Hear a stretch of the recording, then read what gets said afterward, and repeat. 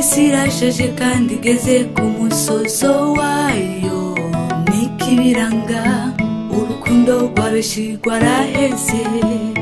Abantu basigaye bicana bahana amashano, bakagomba kukwica ataco baguhoye. Ariko ikinegenge nuko atabubasha bafise ku muntu, bifuza kukwica Imana nayo igakinga ikihorera, maze ukagwara ukaremba. N'abakugwaje bose bakabona kugiye gupfa, abakunzi bawe bose maze bakihebura. Uwashatse kukwica maze nawe akigamba, kumva Imana nayo yabiretse ngo bikubere ishure, kugira ngo wige kubana n'abantu ikagukiza. Ugataha wishimye utangaza gukomera kw'Imana yagukijije. Ubizeye Imana n'ukuri burya turakingiwe. Umuntu yifuza kukwica Imana nayo igatabara. Ubizeye Imana n'ukuri burya turakingiwe.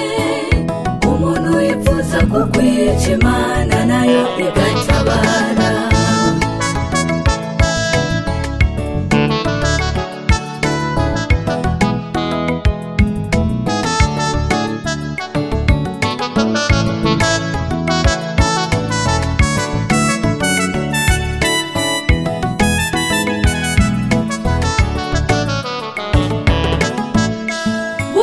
Ihembazero iherezo ry'abayikoreye, impembo yabo n'umuriro.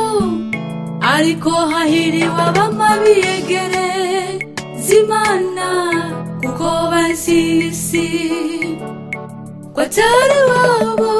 Ngwino wihane uhebe iby'isi migangira ncuguruye, hasigaye igihe gito imbabazi zikarangira.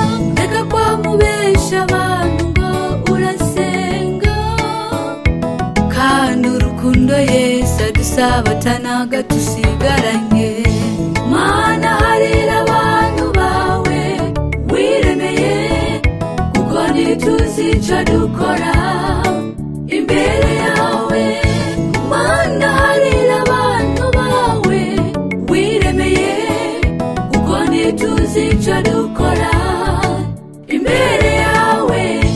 Mana harira abantu bawe wiremeye, kuko ntituzi ico dukora imbere